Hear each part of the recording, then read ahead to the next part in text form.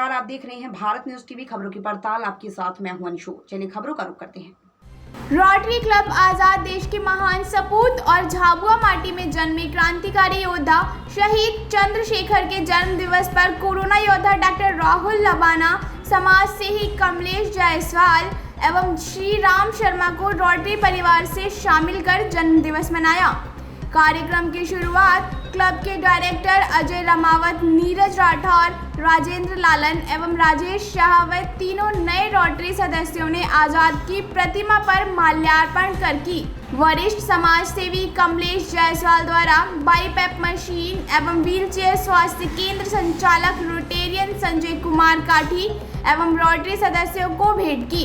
अध्यक्ष रोटेरियन देवेन पाटिल एवं सचिव रविंद्र सिसोदिया ने कमलेश जायसवाल का स्वागत पुष्पहार एवं रोटरी पिन लगाकर शामिल किया। क्लब के संरक्षक रोटेरियन संजय कुमार काठी ने बताया कि क्लब हमेशा आजाद के जन्म दिवस को सिर्फ माल्यार्पण तक सीमित रखकर नहीं मनाता, बल्कि समाज हित और नगर हित में कुछ विशेष सौगात देकर मनाता है। डॉक्टर राहुल लबाना ने रोटेरियन परिवार में शामिल करने पर धन्यवाद देते हुए बाईपैप मशीन की उपयोगिता की जानकारी दी। कार्यक्रम के विशेष अतिथि महासंघ के नवनिर्वाचित अध्यक्ष नीरज राठौर ने रोटरी आजाद के कार्य की सराहना करते हुए बताया कि कोविड में रोटरी के स्वास्थ्य उपकरण केंद्र से जरूरतमंदों को काफी सहायता मिली है। हम सभी निरंतर सहयोग से इसे अत्याधुनिक बनाएंगे। संस्थापक अध्यक्ष डॉक्टर संतोष प्रधान ने समस्त समाज सेवी मीडिया साथियों व रोटरी परिवार में शामिल सदस्यों का आभार माना।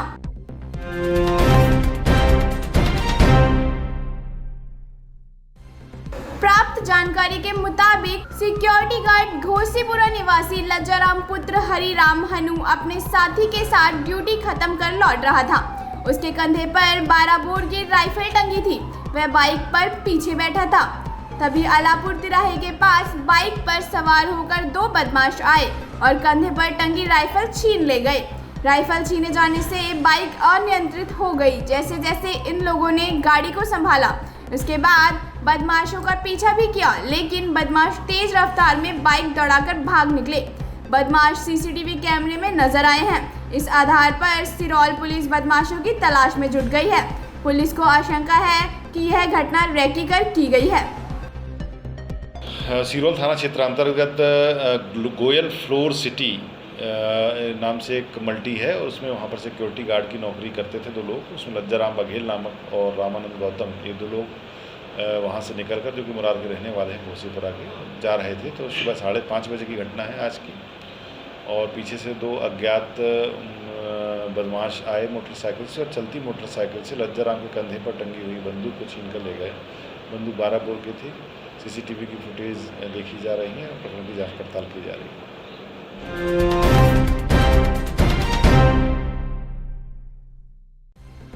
मध्य प्रदेश के ग्वालियर शहर में जिला कांग्रेस कमेटी के तत्वाधान में सुनील शर्मा के नेतृत्व में विनय नगर सेक्टर नंबर 4 बिजली घर पर धरना दिया गया।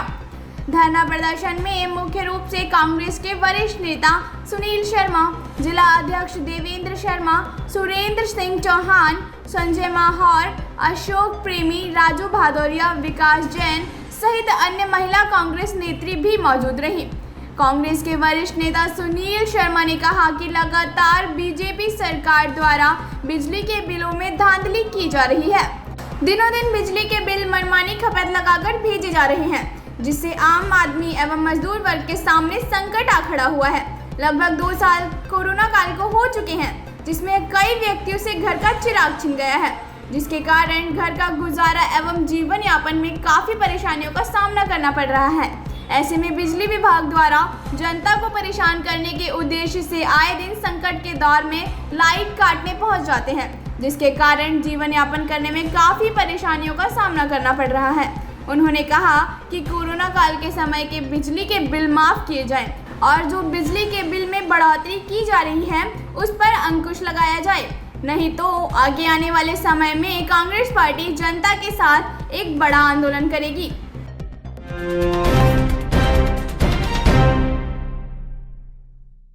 मध्य प्रदेश के ग्वालियर शहर में फिल्म द कन्वर्जन रिलीज के विरोध में हिंदू सेना ने महाराज बाड़े पर प्रदर्शन किया।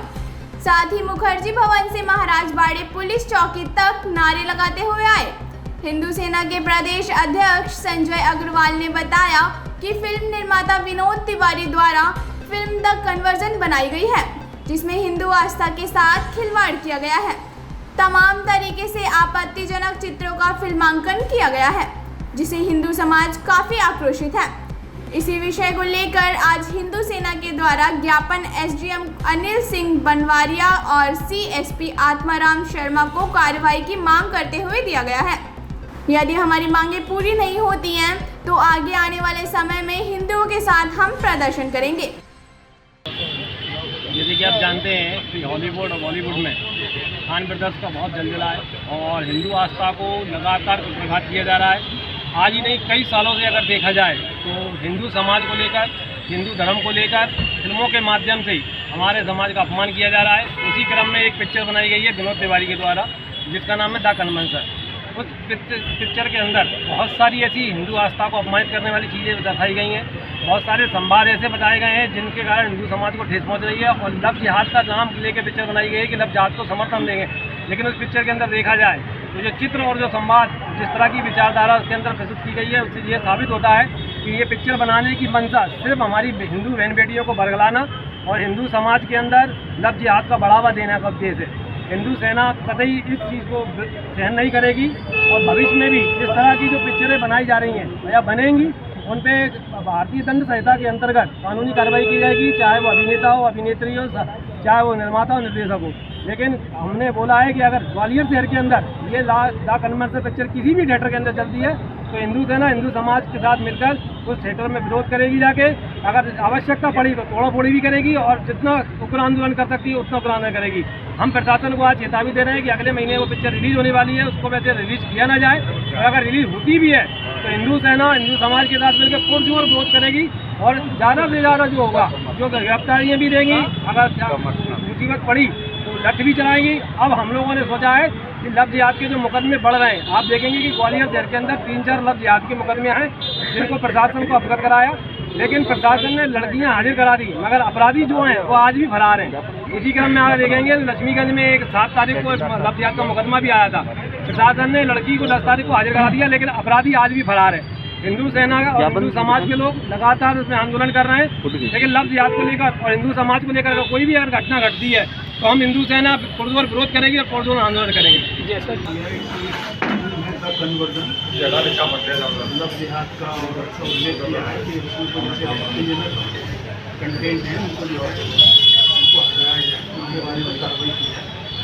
उन्होंने दिया, हमने ज्ञापन दिया है इसके साथ उसके को हम जिला कार्यालय में वहाँ से शासन को शासन को इसमें नियंत्रण मिलेगा।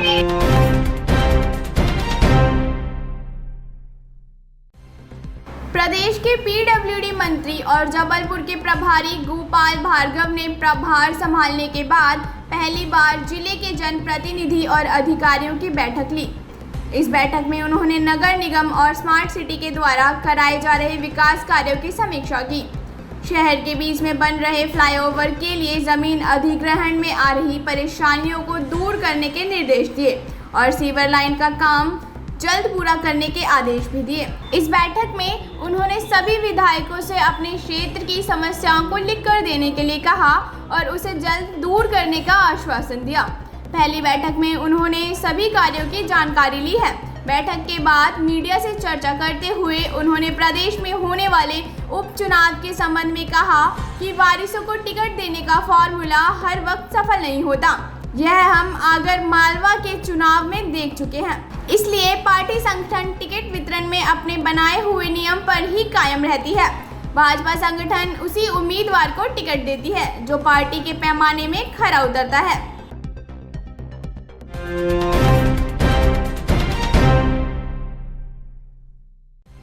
प्रदेश की 4 सीटों पर होने जा रहे उपचुनाव को लेकर कांग्रेस द्वारा टिकट वितरण को लेकर खेले जा रहे इमोशनल कार्ड पर मंत्री गोपाल भार्गव ने कटाक्ष किया। उनका कहना था कि ऐसे कई उदाहरण रहे हैं जिसमें यह देखा गया है कि जब भी किसी बड़े नेता के या फिर विजयी रहे प्रत्याशी के वारिसों को उपचुनाव में टिकट दी गई है तो हार का भी सामना करना पड़ा है। इसका ताज़ा उदाहरण आगर मालवा में भी देखने को मिला है। 2 दिवसीय प्रवास पर जबलपुर पहुंचे प्रभारी मंत्री गोपाल भार्गव ने जिले की समीक्षा करते हुए अधिकारियों को दिशा निर्देश जारी किए हैं। पत्रकार वार्ता को संबोधित करते हुए मंत्री भार्गव ने बताया कि बतौर प्रभारी मंत्री है उनकी पहली बैठक थी, जिसमें जिले के तमाम मसलों को उन्होंने जनप्रतिनिधियों के माध्यम से सुना है। फिलहाल इस बैठक के दौरान 3 आरओबी और कई प्रमुख सड़कों के निर्माण कार्यों को अनुमति दी गई है। इसके साथ ही यह व्यवस्था बनाई गई है कि तमाम जिले के जनप्रतिनिधि अपनी समस्याओं को लिखित रूप से उन्हें देंगे, जिसके निराकरण को शासन स्तर पर जल्द से जल्द कराएंगे। समीक्षा बैठक के साथ साथ मंत्री भार्गव ने डिस्ट्रिक्ट क्राइसिस कमेटी की भी बैठक ली और कोरोना की तीसरी लहर को लेकर अंजामों को जाना।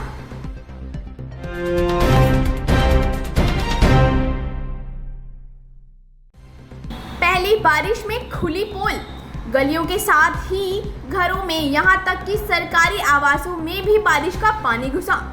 सिंचाई विभाग कॉलोनी में रहने वाले सरकारी कर्मचारी के साथ ही एसडीएम निवास में भी पानी घुसा। एसडीएम से लेकर कर्मचारी स्वयं जल जमाव का दंश झेलने को विवश हो रहे हैं। पहली बारिश में ही सिंचाई विभाग कॉलोनी टापू में तब्दील हो गई। सड़क पर पानी जमा रहने से लोगों की परेशानी बढ़ गई है। सरकारी आवास में पानी घुस गया है। सिंचाई विभाग कॉलोनी के आवासों में एसडीएम से लेकर अन्य सरकारी कर्मचारी रहते हैं, लेकिन समस्या के समाधान के लिए ना कोई कार्रवाई की जा रही है। हर साल सिंचाई विभाग कॉलोनी टापू में तब्दील हो जाती है। वहीं वहां रहने वाले एसडीएम से लेकर अन्य सरकारी कर्मचारी जल भराव की समस्या का दंश झेलते आ रहे हैं। वहीं पिछले साल भी बारिश के दिनों में जल भराव की समस्या से विकराल रूप धारण किया गया था, परंतु समस्या जस-तस है। हम आपको बता दें कि अधिकारी समस्याओं को हल करते हैं, वहीं समस्या के दंश को झेल रहे हैं। यह कैसी विडंबना होगी, पहली बारिश ने शहर की पोल खोलकर रख दी है। शहर की सड़कें पानी पानी हो गई हैं। मोहल्ले की गलियां लबालब भर गई हैं। आधे दर्जन कॉलोनियों में पानी भराव का नज़ारा बन गया है। वहीं नगर का इंदिरा मार्केट के नवीन नाले निर्माण के उपरांत भी मिडिल स्कूल में पानी भराव की समस्या जस की तस पड़ी है। वहीं कहा जाए तो पूरी तरह से बारिश ने बड़वा शहर की पोल खोल दी है।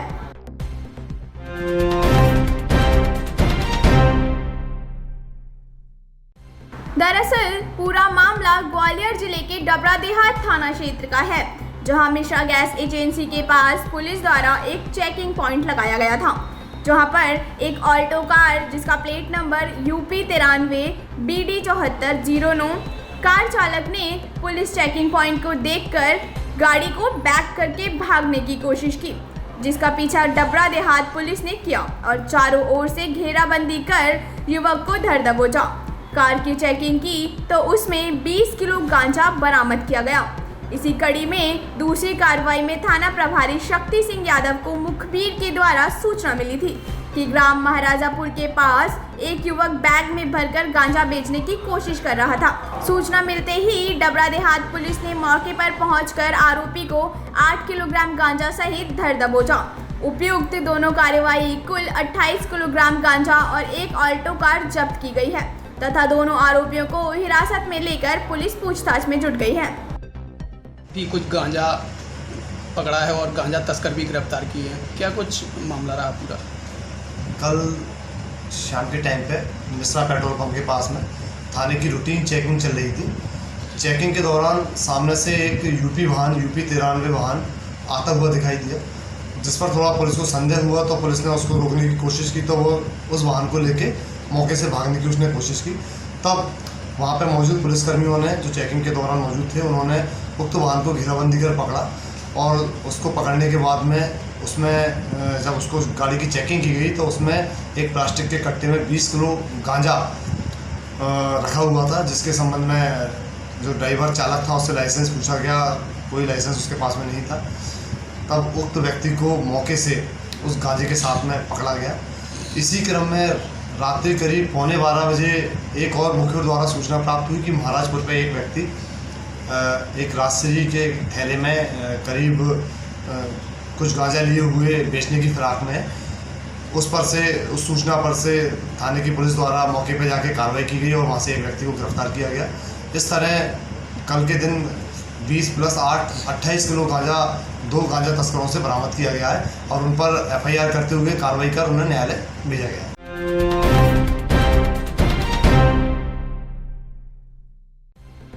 शुक्रवार को अपने आंदोलन के दूसरे चरण में संघ ने कमिश्नर कार्यालय में सरकार के नाम का ज्ञापन सौंपा। संघ ने सरकार से वेतन वृद्धि और DA की मांग की है। उनका कहना है कि विगत 2 सालों से कोविड काल में सरकार ने इस ओर ध्यान नहीं दिया। संघ ने प्रदेश सरकार से केंद्रीय कर्मचारियों की तरह सुविधाएं देने की मांग की है और ऐसा न होने पर उग्र आंदोलन की चेतावनी भी दी है। माननीय मुख्यमंत्री जी के नाम संबंधित विभाग क्या कार्रवाई की जाएगी? नहीं, इसमें बहुत सारी मांगें हैं। नेचुरली ये वित्तीय शासन से संबंधित है तो वित्त विभाग को जाएगा, वित्त विभाग को DA को। मध्य प्रदेश राज्य कर्मचारी संघ का प्रदेश उपाध्यक्ष और प्रभारी जबलपुर संभाग में, और प्रदेश शाखा के आह्वान पे हम लोगों का 3 चरणों में ये आंदोलन चल रहा है। सर्वप्रथम 19 तारीख को हम लोगों ने माननीय मुख्यमंत्री जी को जिलाध्यक्ष कलेक्टर महोदय के माध्यम से ज्ञापन दिया था और अभी हमारा दूसरा चरण है। इसमें संभाग से हमारे पदाधिकारी और साथी उपस्थित हुए हैं। हम लोग ये 23 तारीख को आज कमिश्नर साहब को ज्ञापन दिया है। हमारी तीसरा चरण हमारा 27 तारीख को भोपाल में पूरे प्रदेश के कर्मचारी अधिकारी साथी इकट्ठा होंगे और वहाँ मुख्यमंत्री जी को ज्ञापन दिया जाएगा। मेरा नाम डॉक्टर अवध किशोर तिवारी, मैं प्रदेश उपाध्यक्ष हूँ राज्य कर्मचारी संघ का और प्रभारी जबलपुर संभाग।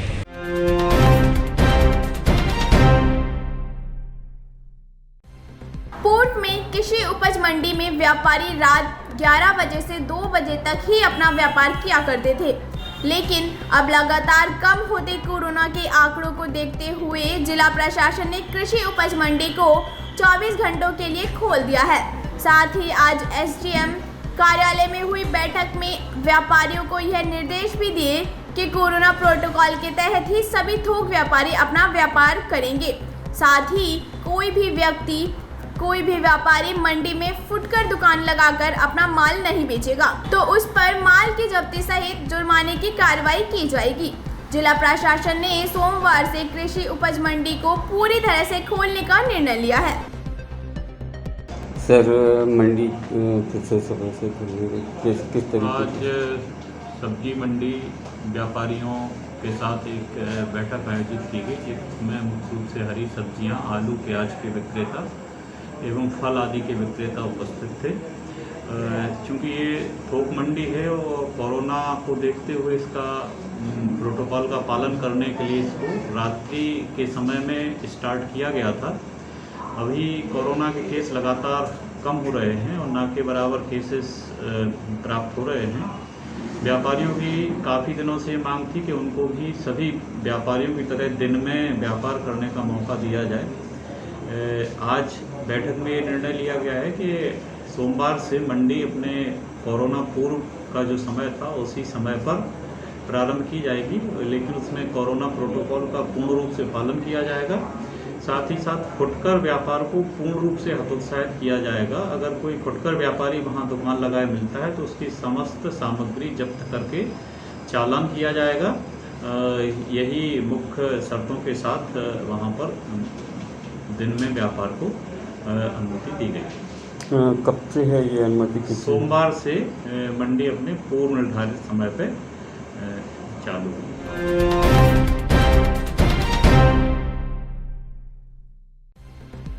मुखबिर द्वारा पुलिस को सूचना मिली थी कि नट बाबा गली में अशोक विश्वकर्मा द्वारा बड़ी मात्रा में अवैध घातक हथियार छिपाकर रखे गए हैं, जिसके बाद पुलिस ने तत्काल टीम बनाकर बताए गए स्थान पर दबिश दी है, जहां 60 वर्षीय अशोक विश्वकर्मा के घर से लगी झोपड़ी की तलाशी लेने पर उसमें तलवारें और चाकू रखे मिले।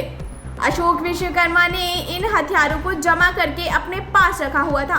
पुलिस को मौके पर 5 तलवारें, 5 चाकू और 1 बका मिला है। हथियार जब्त करते हुए पुलिस ने अशोक विश्वकर्मा को हिरासत में ले लिया है, जिससे पूछताछ की जा रही है। आशंका जताई जा रही है कि अशोक विश्वकर्मा ने इन हथियारों को खरीदा था। हालांकि अभी तक यह स्पष्ट नहीं हो पाया है कि यह हथियार उसने कहां से इकट्ठे किए थे और किस उद्देश्य से इन्हें जुटाया गया है। तो ये क्या मामला है पूरा? आज मुखबिर की सूचना पर क्राइम ब्रांच और कोतवाली पुलिस की संयुक्त कार्रवाई हुई है, जिसके अंतर्गत आरोपी अशोक पिता नर्मदा प्रसाद विश्वकर्मा उम्र करीब 60 वर्ष का है, रहने वाला नटबाबा की गली कोतवाली क्षेत्र का है। अपने घर के पास ये अवैध हथियारों के साथ में मिला है, जिसके पास में 5 तलवारें, 5 चाकू और 1 लोहे का धारदार बका ये हथियार मिले हैं। आपराधिक प्रकरण पंजीबद्ध किया गया है, आरोपी गिरफ्तार किया गया है। ये कोई पुराने से आपराधिक रिकॉर्ड? आपराधिक रिकॉर्ड है इसका पूर्व का वर्ष 2011 का एक आपराधिक रिकॉर्ड है, जिसमें पूर्व में गिरफ्तार हो चुका है 25 हमसे के अंतर्गत। जी बनाने का काम करता था या कहीं बेच? इस संबंध में भी सब पूछताछ की जा रही है, अनुसंधान में